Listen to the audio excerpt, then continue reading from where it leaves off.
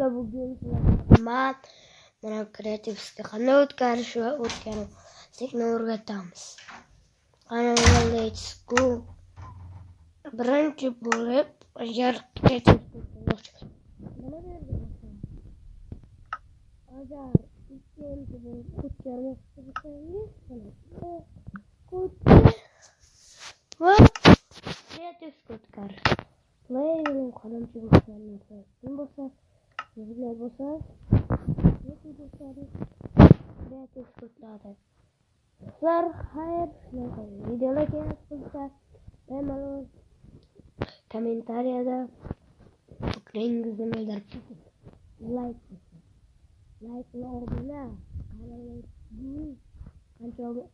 agar 20 ming obuna chiqadigan